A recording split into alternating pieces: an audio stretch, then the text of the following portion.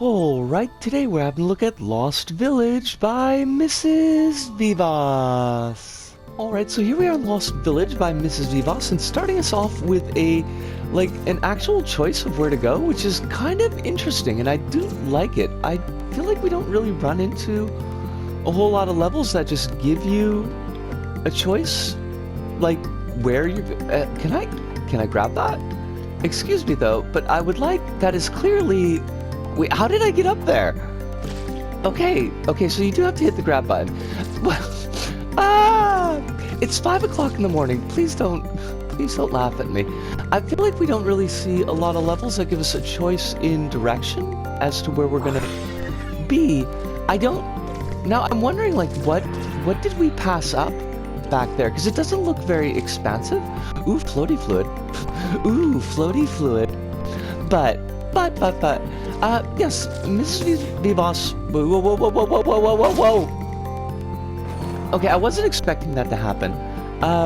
And so I kind of blew it. Oh, there's a bit of a climb down section there. I just saw that. Okay, it's neat, but it's like not particularly clear that it exists. What? That was...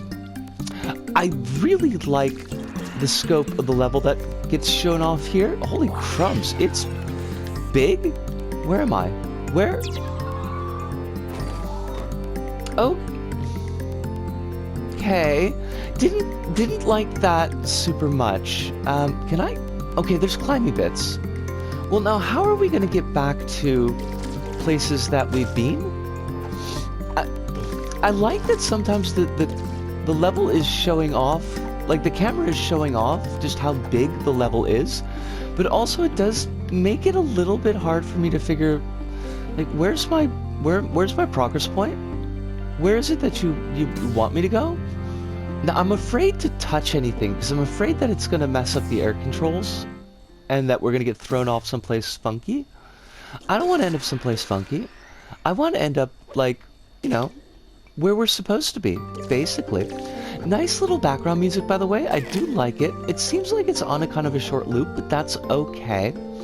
Yeah, like, I'm digging on the level. There are definitely some bits that I feel a little bit so-so about, but that's, you know, no level is gonna be perfect, except for maybe, like, I don't know, Neon Dimension Rush, maybe, or some of Kronos' demo work. We're gonna talk about those in the future, but not today. Today, this is for Mrs. Vivas's level, and I am digging on it. Okay, thank you. I was worried about that a little bit. Now, it does say the level is long, and I wonder, like, how long... Oh, fudge! That's 3 minutes. Okay, let's get to the safe platform, and then... or not, and we're gonna talk about this back at the hub, and we will see you there. See yas! And we're back, and Lost Village by Mrs. Vivas, and I'd say it's a really solid on yellow square.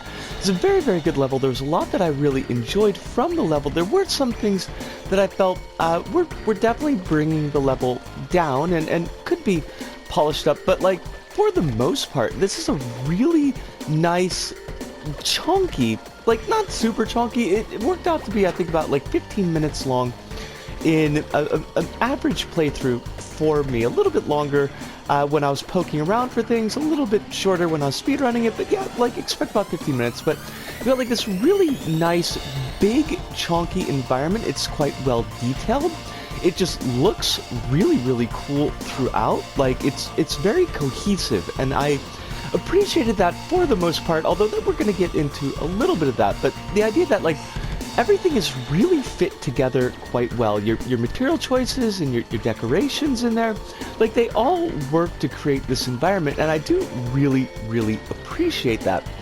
The gameplay is not super difficult. There are a couple places in the level, particularly that bit at the end of the first impression section that we just watched, that did screw me up. I had a lot of trouble getting the timing right on the chase from the lava bit there, and it's not really that bad. You don't need to rush it. In fact, if you go through it a little bit slowly and just jump, the lava bit as it's chasing, you'll probably do a better time than actually trying to outrun it.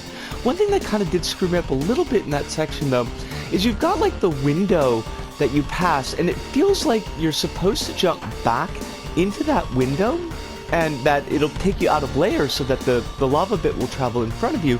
And that is not actually what happens, but if you're setting your timing to get you into that window when you do the jump, you'll probably get caught by the lava bit. And that was causing a little bit of trouble for me. There is one section a little bit later on thinking about kind of danger and hazards in the level where you've got a bit of a timed puzzle. You'll hit a switch and it'll cause some not pads, but like platforms to come out of the wall so that you could jump around these spikes and get up to the next section. And I thought that was like a nice, interesting bit, but it does have an issue where there's no real indication as to the timing of that switch. And it's kind of like, it's really quite generous, but when I first went through it, and like there wasn't any timer, and it just seemed like that everything is going to stay out of the wall. And so I started going up it a little bit late, and of course everything goes back into the wall, and then I just dropped onto some spikes and died. But like having some kind of indication of a timer in that section, like a countdown noise or just anything to let the player know that, yeah, this is a timed puzzle, you want to be careful about that, I think that would have helped. Now, I thought that the background was a nice choice for this level because like the background is nice and dynamic, and it makes up for the fact that there's not like really a lot of movement in the level itself, like the actual built sections of the level. So having like the leaves and things moving around in the actual background, I think that does help a little. One of the bits of movement that is in the level that I really like, there's these little skeletons that you run into kind of like a side section that they'll sit up when you start to pass them by, and then when they get to a full sitting position, they'll like collapse into dust. And like that was really cute. It was really neat, and I liked it. It was just like a tiny detail in the level that I appreciated. Something else small that I appreciated in the level is that you got those secret coins. You do have to do a little bit of exploration for those. I mentioned in the first impression section that like I liked that there was a branching path, and I was not actually entirely correct in that point. The path doesn't really branch in the sense that it gives you two different places that you can go, two different routes to get to the ending. It just takes you off a little bit to the right. You can get like a secret coin and you get some extra bubbles, but like there's nothing in the level that actually takes you into a full alternate route. It's more like side exploration. Do you want to get all the secret coins? Do you want to get all the prize bubbles? There are a lot of prize bubbles in the level. It's going to be your mileage may vary how much you appreciate that. I leave community objects like on because sometimes there's stickers in levels that you'll need to like unlock races that I use for doing the archive videos. But generally, like I don't like to get a lot of prizes because I end up having to delete a bunch of stuff later on for my Poppet. So that is something to keep in mind. You might, if you don't like to have stuff dumped in your Poppet, you might want to turn community prizes off for this particular level. But that is like a minor point. I like for the most part, I like the camera work in the level, that you've got a nice mix of close-in shots to give you a good impression of like where you are, but also these pretty wide-out shots that give you a really good look at just how big this level is as a created, series of objects. And I thought that was really, really cool. I did find that the transitions between like the close-in camera and the panned out camera, the zoomed out camera, sometimes they could be a little bit quick, made things a little bit jarring at times, but it wasn't like a huge deal. And most of the things that I've mentioned up into this point, they really aren't very huge deals, and I think that everything is pretty good. The bits that I felt really detracted from the level, and to go back to that idea of a cohesive environment and everything that being a part of the environment, making sense for the environment, and to that end, Ms. Vivas has made a lot of the gameplay objects invisible. Like your checkpoints are invisible, bounce pads are invisible, layer launchers are invisible, and that is actually a problem, because it makes it really hard to plan your route and what you need to be doing with your character, because sometimes you'll just be running along and then suddenly, boom, you're thrown off into another layer, and maybe you wanted to do a little bit more exploration, maybe you wanted to make sure that you could find these other secrets. Oops, sorry, that's a problem, because you're no longer in that layer.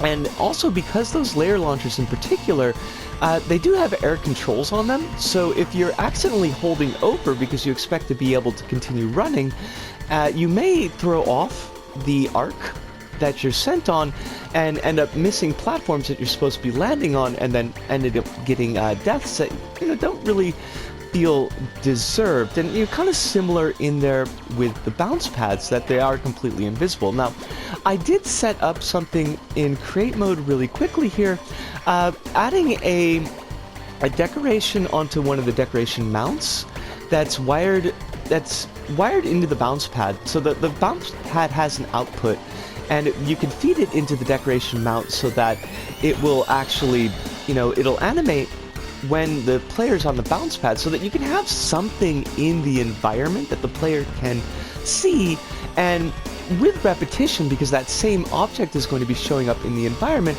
they'll know when they see that okay, that's a bounce pad, you know, for gameplay, that's gonna throw me someplace, so I want to avoid that if I don't want to be jumping right yet. But indicating to the players, like, how they actually grapple with the level, I do think is pretty important. And the checkpoints as well, because, like, you don't know how much progress you're going to be losing if you die, because you don't see where the checkpoint is in the level. It doesn't have to be a checkpoint, you can make that invisible, but to have some object that themes in with the level or fits in with, you know, the kind of design that you're doing. If it's a space design, maybe, you know, if it's a sci-fi design, that is, you know, maybe like it's going to be a computer console that lights up. You know, if it's something like a more natural environment, you know, maybe you could do a flower that blooms, or, you know, I've been doing this kind of like dark side spoopy environment, so I've got the skull that I've been working on, but, you know, something that's going to indicate to the player, okay, that's a checkpoint, I know what that means for gameplay, and it still fits in with the environment. That is a really, really big point, and I do think that's, like, probably the biggest detraction in this level, something that I wish had been, you know, done a little bit differently here. Like, otherwise though, the level is really fun. I think Mrs. Vivas has done a great job with this level. I do recommend everyone give it a look. It's only got like about 500 plays on it, which compared to their other levels is a bit of a, you know, lower number, so I think this one, you know, yeah, give it a little bit of extra love. But I'm pretty sure that does everything that I wanted to say. So from me, Risco, here in Tokyo, to all of you out there, wherever you may happen to be, thank you, arigato, sayonara, see you, and ciao.